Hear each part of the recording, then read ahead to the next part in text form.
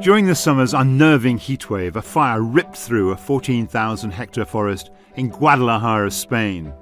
This was no ordinary forest. Each tree had been planted by a carbon offsetting company.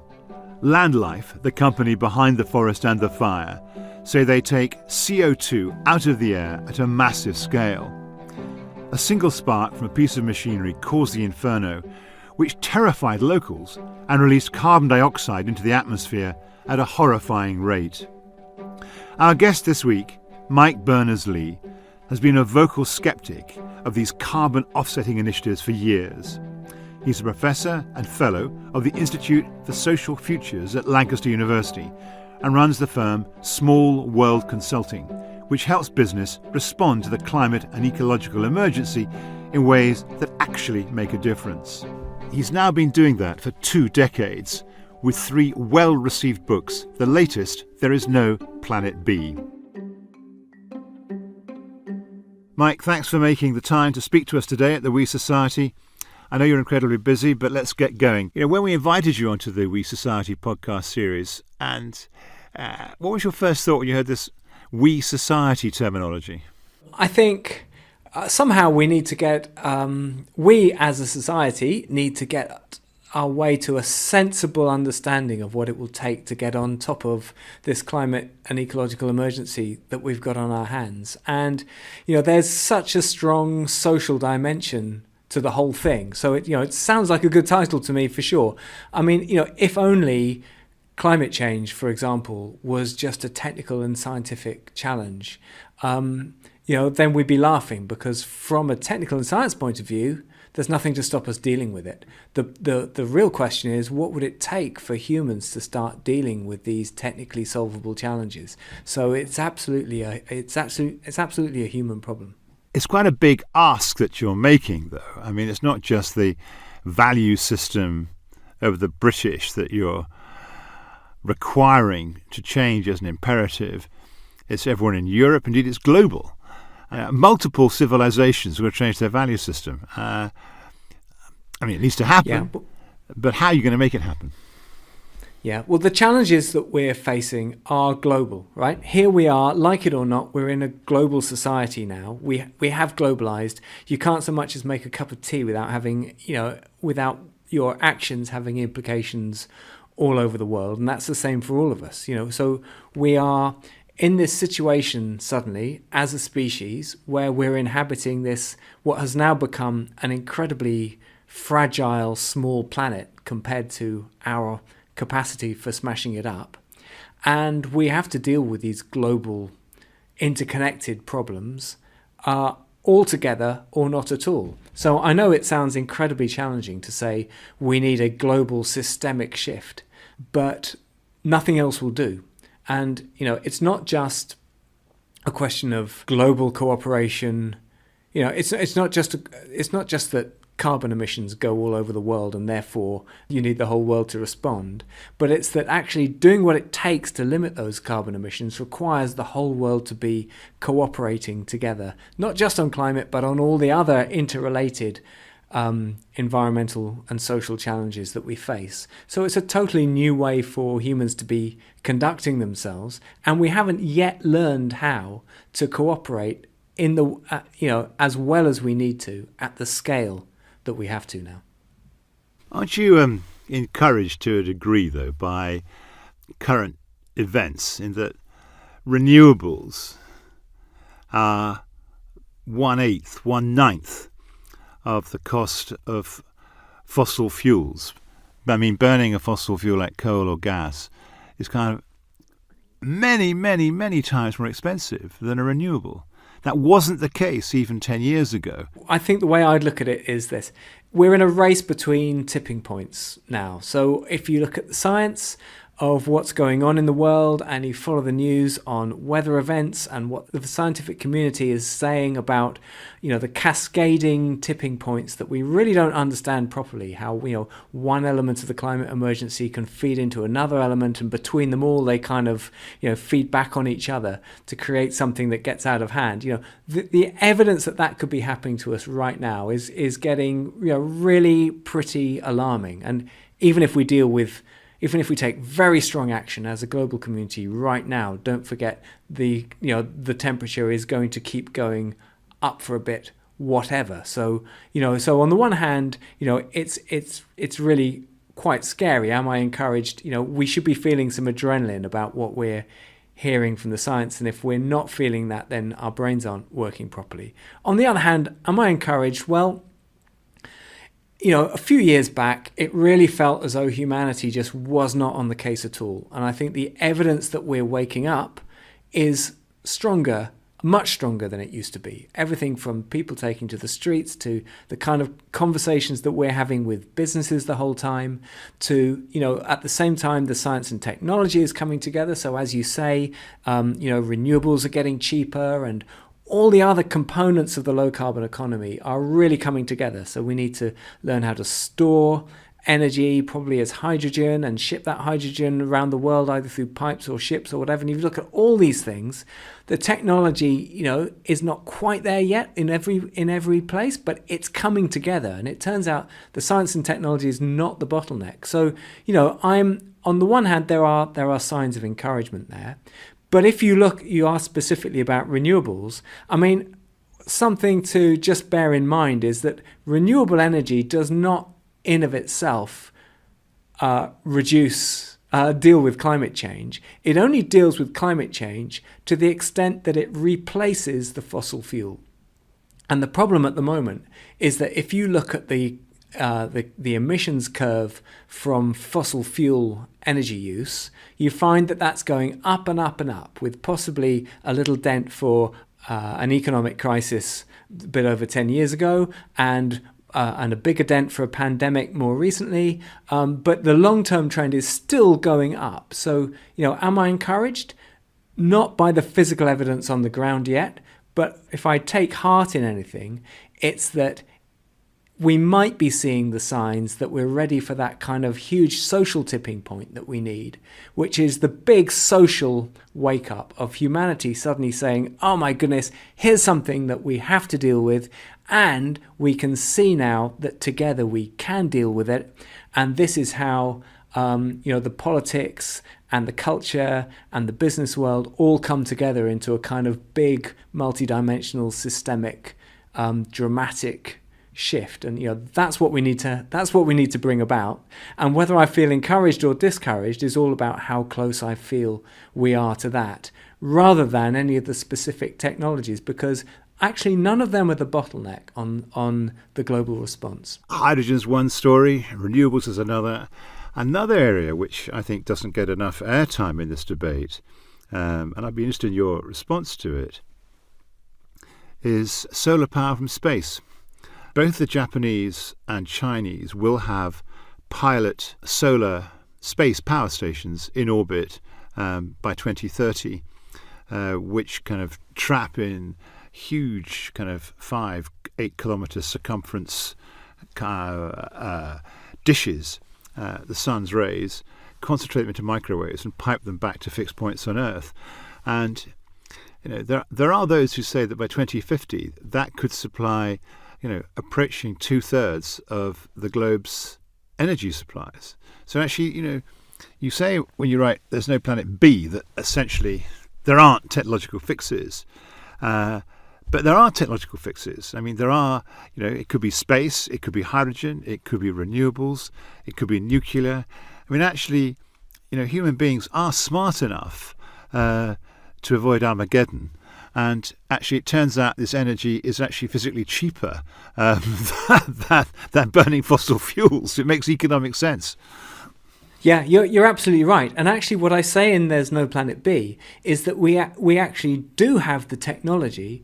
It's just that the technology alone is not enough. And so, just to go back to the point I make in There's No Planet B. So, we already have plenty of energy landing on the planet. So at the moment, human energy consumption is about 1/7,000th of the energy that lands on the planet Earth from the sun. And if you look at the solar panels, even with today's technology, that would be required to capture that much energy, it would only be an array of solar panels about 220 miles by about 220 miles. Now, and that would be it. That could replace the whole of today's energy supply. Now, of course, there's a lot more devil in the detail. You've got to build the solar panels, and you've got to get the energy to the people who need it at the time that they need it, and not everywhere has the sun shining. And so luckily we can supplement it with wind, and then you've got the problems of storage and transmission and all the rest of it. And I go into most of those things a little bit in There's No Planet B, just to make the broad point that all those things are basically solvable. So actually, whether or not we go out into space to capture energy out there, well, that's fine, but it's not as if we need to. There absolutely isn't any need to. Here's the crunch. The problem is that we're currently growing global energy demand by 2.4% per year. That's the average over the last 50 years, and it's been fairly constant around that level. And that means that every 30 years we double our energy demand, which means, for example, that if we were to, between now and 2050, manage to create a renewable energy supply that sufficient to replace all today's fossil fuel usage, you know what? It would do us no good whatsoever if we stay on that energy demand growth curve, because we'd still be using at least as much fossil fuel as we do today to meet that energy demand. And actually, humans have a pretty well unlimited appetite for energy. So you can make renewables, almost as cheap as you like, and you still won't get to the point where it's not in anybody's interest anywhere to dig a bit more fossil fuel out of the ground to supplement that energy supply one more bit. So somewhere along the line, in the end, we'll get to that point. But if you look realistically at the next 30 years or so, the only way that we're going to leave the fossil fuel in the ground, which absolutely has to happen, is if we can also be a bit more constrained over our total energy demand. And that's entirely doable, because we're developing efficiency improvements all the time for almost everything you can think of. And all we've got to do is bag those efficiency improvements, because if we don't, all that happens is that we end up doing even more activity, and the stuff that we do goes up even faster than the rate of efficiency improvement, and so our energy demand goes up and up and up. And is this why you're so against carbon offsetting? Because that's been a major theme, that actually it's all very well, planting trees, a carbon offset, but actually it doesn't do anything about energy demand, and doesn't really help you kind of in the renewable revolution either. So you're kind of, it's just unhelpful. It's a related but slightly different question about offsets. So the question about energy demand is just that realistically we've got our foot to the floor creating the renewable capacity and all the wherewithal to transition today's global energy supply.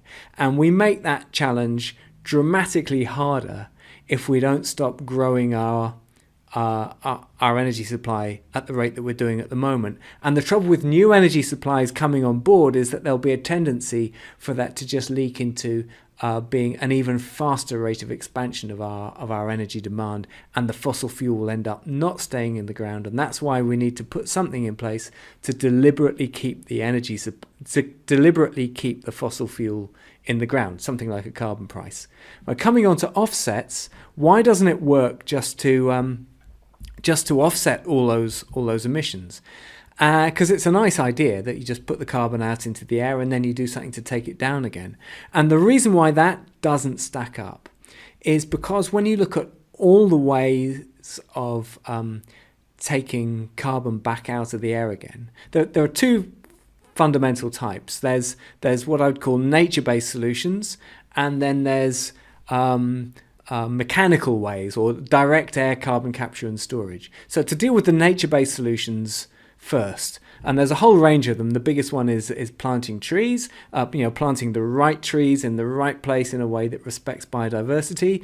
But there are other things like restoring peat bogs and doing things in the oceans and enhanced rock weathering where you grind up basalt and sprinkle it on fields. And there's things like biochar, and there's a whole rack of these nature-based solutions. And between them all, they can remove billions and billions of tons of carbon, and that's great. But the trouble is that when you look at them all, they all turn out to be pretty well fundamentally finite. In other words, when you've done them and you've played that card, you can't play it again. So it's true, we do need to plant all the right trees in the right places, not just for climate, but for biodiversity as well. And over time, actually over too long a time, they will draw down tens or hundreds of billions of tons of carbon. However, once we've done that, you've then used that land, and you've already accounted for the carbon that they're going to take out over the next 100 years, and you can't then play that card again. So if you haven't, whilst you planted those trees, cut your emissions, then you're in a worse place than where you started, because you've already played the nature-based solutions as hard as you can, and you've got to deal with your emissions without being able to do any more tree planting.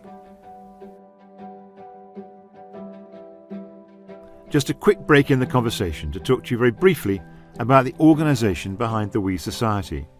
The Academy of Social Sciences is a national body for academics, practitioners and learned societies in the social sciences.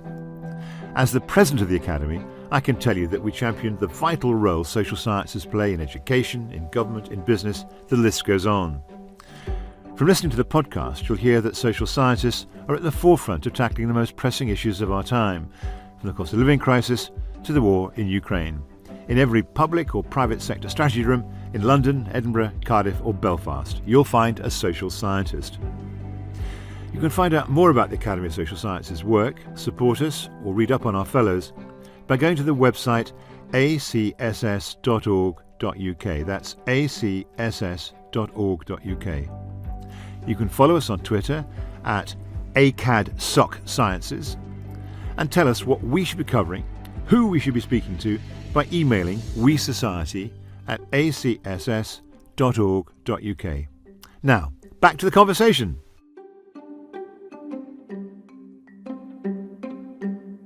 There's a kind of tension, I always think, talking to leading environmentalists like yourself, because you need to talk the language of kind of Armageddon, there's only years left to act and all the rest.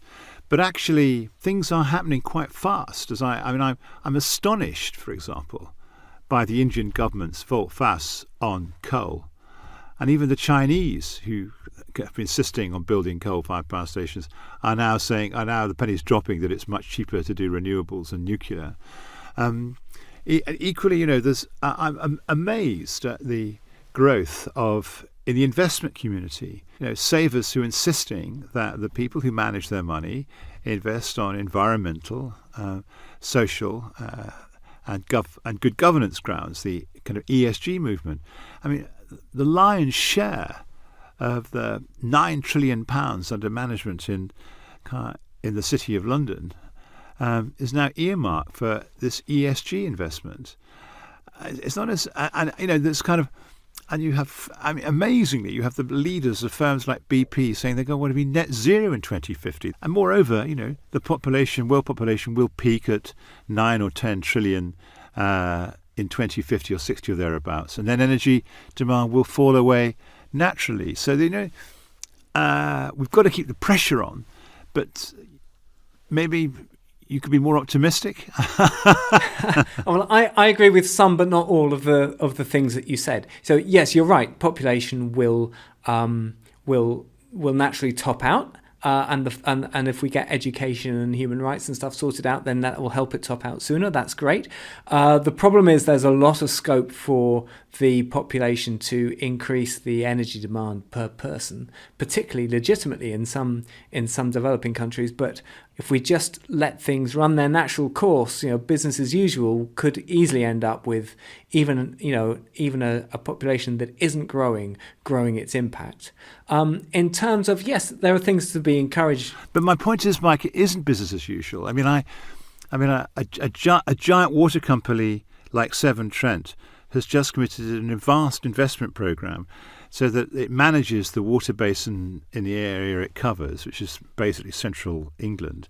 So it's kind of promoting biodiversity to kind of, rather than pesticides, to it's trying to have the water kind of not wanting to spend, vast amounts of money purifying water and blowing carbon into the air. And other water companies are getting the message too, because it's cheaper, and actually consumers want it. I mean, fossil fuel companies are under tremendous pressure from investors to kind of get out of fossil fuels and get into other forms of energy production.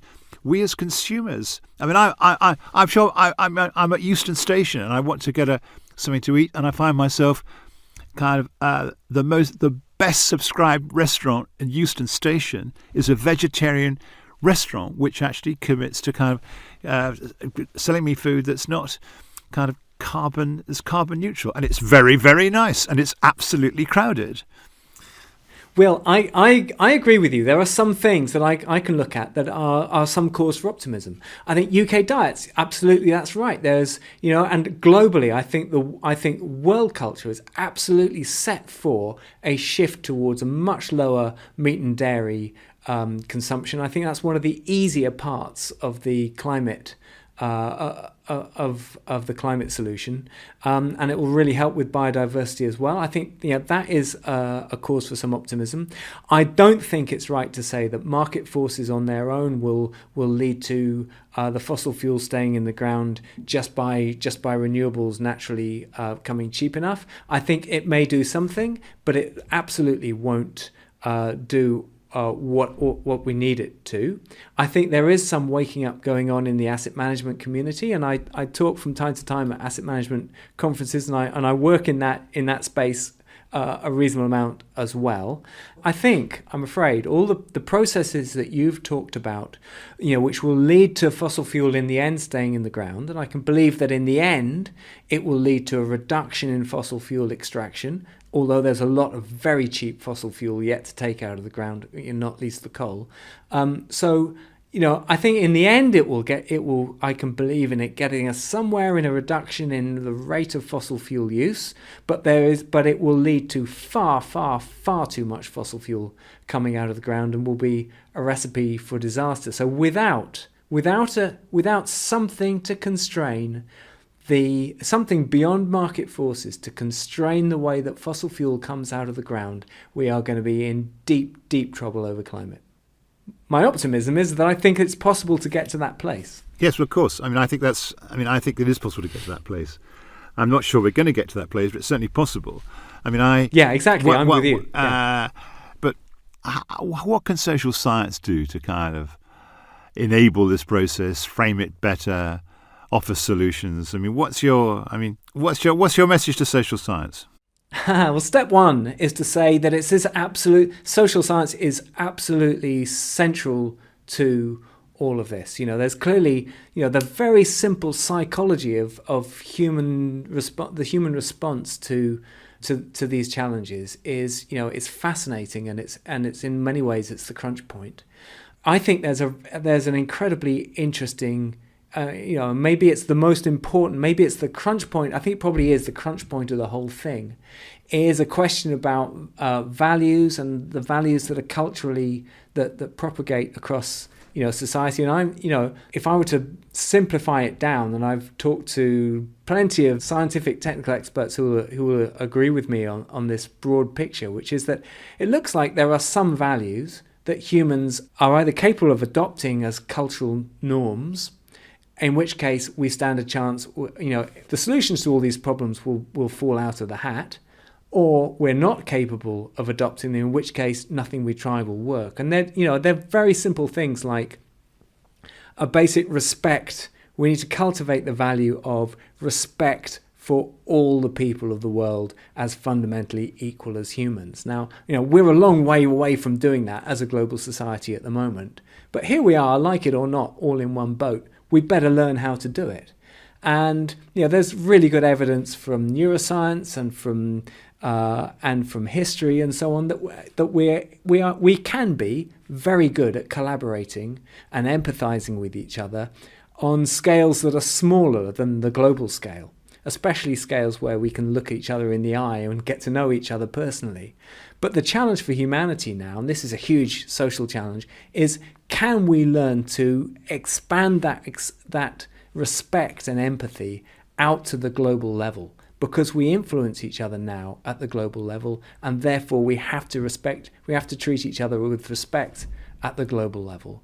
Related to that, there's another challenge around our whole approach to truth. Now, this has been going horribly wrong on both sides of the Atlantic recently and elsewhere. But the complexity of these challenges is such that we absolutely need to have the clearest view of the truth as best we can discern it that we can possibly get.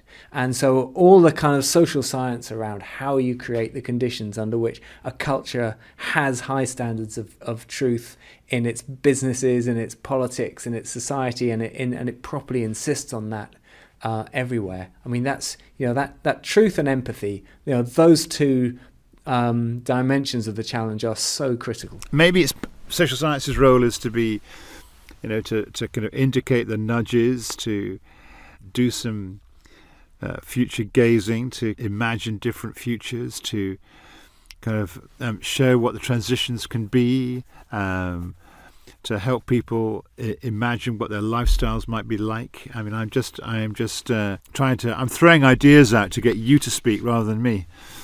Yeah, no, you're right about imagining the future. That absolutely is a role for social science. It's something we don't do anything like enough of. So when people talk about a low-carbon world, it's very easy to imagine and possibly get stressed out about the things that we're not going to be able to do so much of. We are going to have to think more carefully about when we fly and when we don't. There's no getting around that. But on the other hand, if we think creatively about what the low carbon world can look like, it's absolutely, if we get this right, it's absolutely a quality of life enhancement opportunity. And it's not as if we fine-tuned how we do life in 2022 to optimize human well-being, so far from it. So, and I wrote in There's No Planet B, I just write a short paragraph trying to sketch out one vision for what this kind of world could look like. And I talk let's round off with having the Berners-Lee vision. Come on. Yeah. Okay. All right. So the air is fresher. The life is healthier, longer, more relaxed, more fun, and more exciting. Our diets are varied, tasty, and healthy. More of us get out as much as we want to, both socially and physically. Travel is easier, but we spend less time in transit. We feel freer to live in whatever way seems meaningful to each of us at the time, in negotiation with other people's equal right to do likewise. There's less violence at every level. Cities are vibrant while the countryside teems with wildlife. Our jobs are more interesting and the pressures are more often self-imposed. We expect, insist on, and get higher standards of trust and truth in politics, in media, in fact, everywhere. We're better connected to the people around us and to our sense of the global community. We give more of our time and attention to others, and we notice and enjoy more of what's going on around us. We might compete with each other for fun, but where it really matters, we collaborate better than ever before. That's a nice vision. Well, that's my very simple version of it. But what we should all be doing is spending hours debating in pubs. What about power? What about the populace? What about Putin? Okay, so this is what we've got to, this is urgent. We need to somehow create a situation in which if a person is not seen to be careful with the truth, they are completely laughed out of politics. So, this is what I my plea to anybody listening to this podcast is, if you're wondering about which politician to vote for, just ask yourself really carefully, how careful are they with the truth? What is my evidence for saying that this person is careful with the truth? And if you're not comfortable with that they are, then don't vote for them, or at least vote for the, treat it really high on your criteria, because we've been careless in the UK and elsewhere in the world as well with our standards in democracy, and my goodness, we're going to pay such a price for it. And we while we've still got some democracy left, we can do something about this. And in particular, we can be really careful about only voting for politicians who are basically truthful. Mike, thank you so much. That's been a very illuminating and intriguing 40 minutes. And we've really kind of covered the ground. I mean, you've really kind of spelt out unambiguously that there is a climate emergency. I don't think anyone would disagree with that. But your take on it is simultaneously demanding and forgiving. I mean, you're demanding in the sense that you don't believe that carbon offset, for example, kind of works. It's a bogus kind of way of approaching addressing climate change, because once you've planted the trees, you can't plant them a second time. You really believe that, notwithstanding the cheapness of renewables and the kind of optimism that is associated with governments like the Indian, even the Chinese government, and even other governments thinking, God, if renewables are 1/8 or 1/9 of the price of fossil fuels, better go in that direction because it's just cheaper.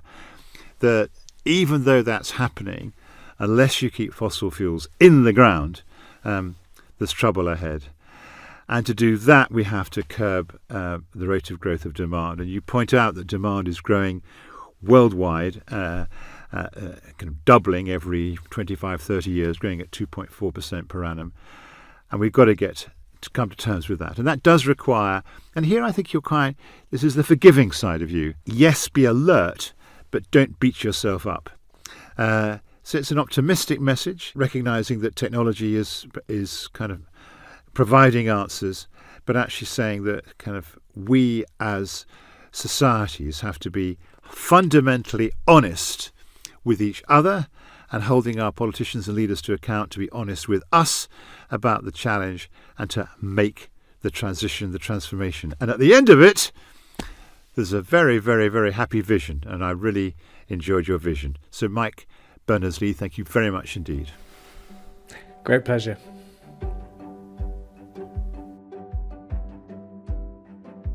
Thank you so much for joining in the conversation. The We Society is brought to you by the Academy of Social Sciences, acss.org.uk. I'm Will Hutton, the producer is Emily Finch, and it's a Whistledown production. If you haven't already, please subscribe to the podcast, leave a comment, share with your colleagues and friends, or send us an email and tell us what we should be asking and who we should talk to. If you're enjoying this podcast, you might also like the Seriously Social podcast, hosted by journalist Ginger Gorman. It's an initiative by the Academy of the Social Sciences in Australia. It features insights and new research from leading social scientists and explores who we are, how we got here, and where we're going.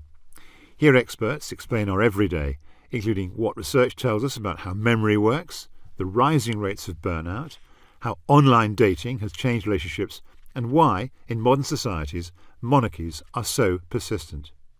Listen and subscribe on your favourite podcast platform, or find out more at seriouslysocial.org.au.